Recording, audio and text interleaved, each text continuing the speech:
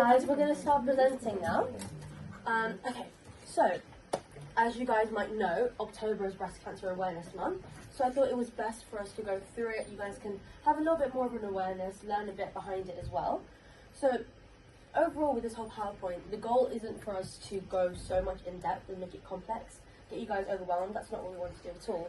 But yeah, we want to give you guys more of an insight into what breast cancer actually is, as it's especially becoming more prevalent, unfortunately. So today we'll be going over what breast cancer actually is, how it's diagnosed and treated, and what role both doctors and us as students have in raising awareness. And we do have a bit of an interactive thing if you guys read the message a bit later, so keep that in mind. And so, what is breast cancer? And basically, breast cancer, as we guys might remember from GCSE. Hello, hi, come on in. My bad. This is it. So, breast cancer, you guys know tumours, they occur when cells divide uncontrollably. They can be both benign and malignant. And it usually starts in the ducts or the lobules, and these are the parts that make and carry milk. And as I said, some stay in situ or spread to surrounding tissue, which we know is malignant. And it can actually affect men as well, although it is much rarer. And on a biological level, this usually happens because mutations in tumor suppressor genes or proto-oncogenes, we'll leave that, they disrupt the normal control of mitosis. So basically cells don't stop dividing when they should.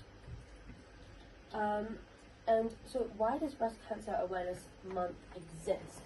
So yes, it's basically increasing awareness. It can lead certain individuals to finding out they have breast cancer earlier on.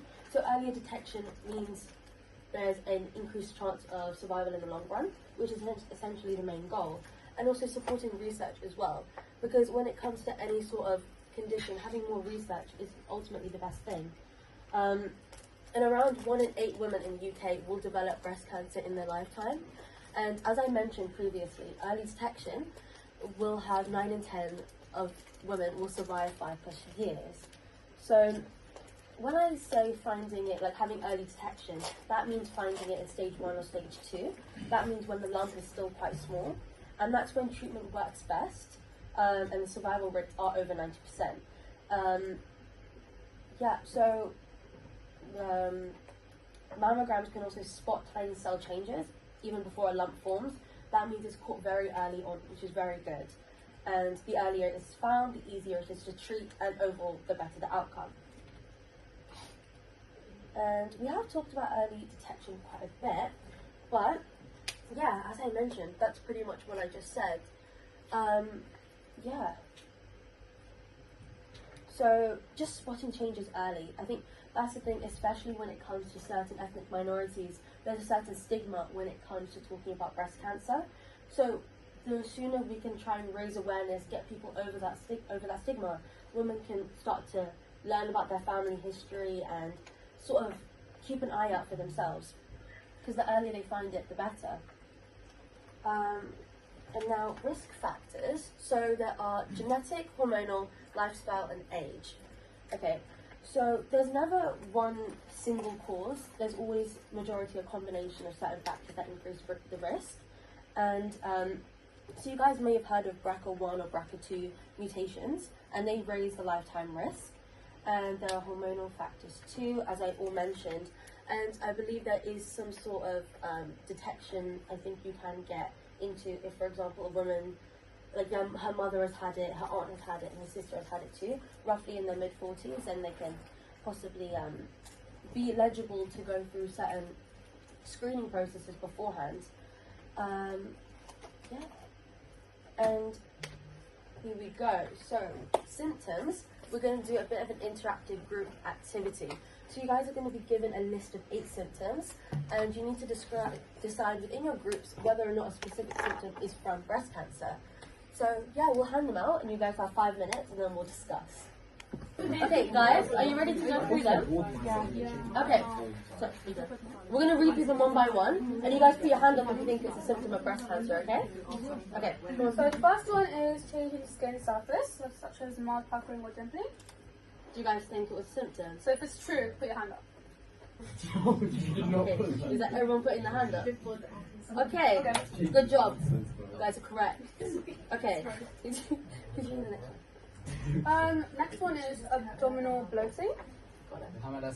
So, true or Put your hand up if you think it's true.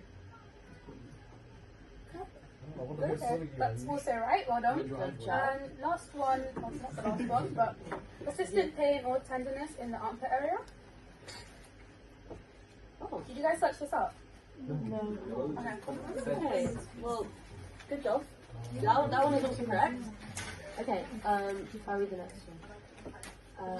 And then muscle cramps. Put your hand up if you think that was the symptom. Yeah, you guys in the back think that's a symptom? Okay, it's actually not a symptom. That's the first and false. It's okay. And then next, skin rashes. Any of you guys think that's a symptom?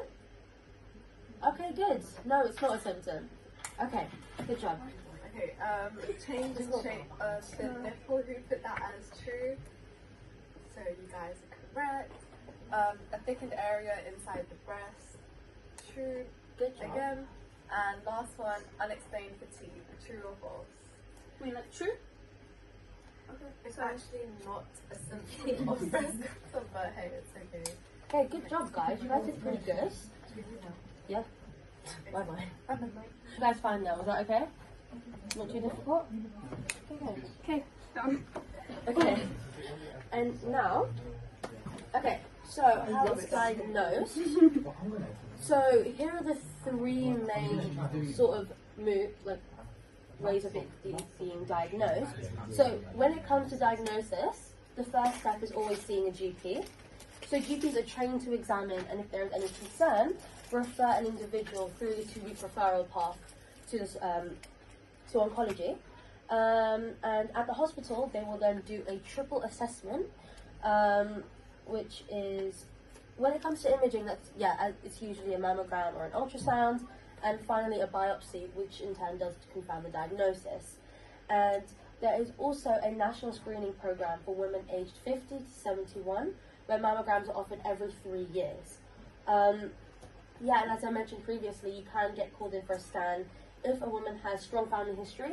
So that is if they have mums, like their mum, their aunts, or their sisters have had breast cancer in their 40s. And also when it comes to checking, women should start checking their breast by the age of 18, roughly. And when it comes to treatment overview, here are the 5 main types. So treatment does really depend on the type and stage of cancer. So the most common first step is surgery. So that's either just removing the tumour or the whole breast. And then after that, radiotherapy can destroy any of the leftover cells. And chemotherapy, that works by targeting the rapidly dividing cells. And hormone therapy is used if the cancer has estrogen receptors. So there are certain drugs that block those signals. And in some cases, there's specific mutations, like HER2, which is mentioned, that can be targeted by drugs such as, can't say it too well, but that's okay. I think, yeah, it's this one just here that can be used. And there are the treatment plans used per person, they're always really individualized, and they're used to balance effectiveness with quality of life. Okay, and then living and beyond with breast cancer. So there is going to be as emotional and there are physical effects too. But support from friends, family and charities. Like, I don't know if any of you guys know anyone who's unfortunately had breast cancer, but one of my neighbours has, unfortunately. But she's come through it. But seen her have certain support has really helped her pull through it, and she's living life as if it was normal now, which it is. It's a new normal. And there are examples of charities that do help raise awareness. And for example, there's Succumb Through Cancer.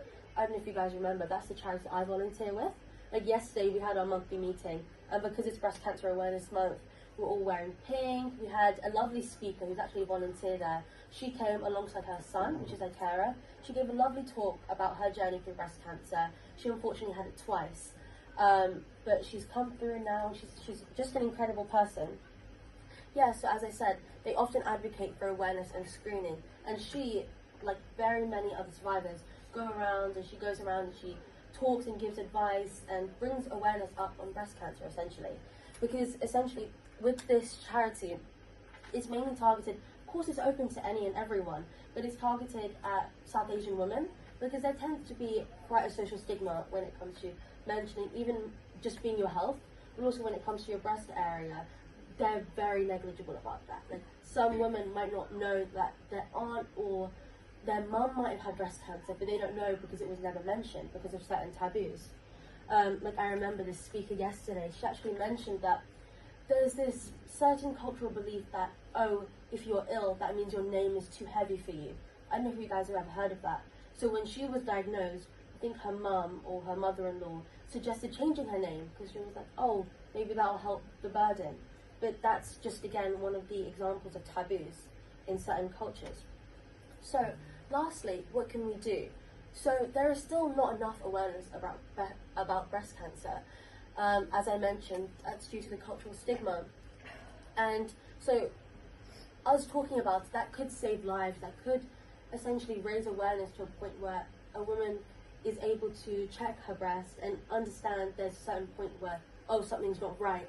And hopefully that's at an early stage. Yeah, so self-checks and regular GP visits when you know you have a strong family history, or there's maybe someone's found a lump. Yeah, and there's support, fundraising and awareness events, because honestly, early detection really can save lives, to be honest. And yeah, that's all from us today. Thank you guys so much for listening. I hope you enjoyed the presentation. If there are any questions, just feel free to ask. Right, thank you.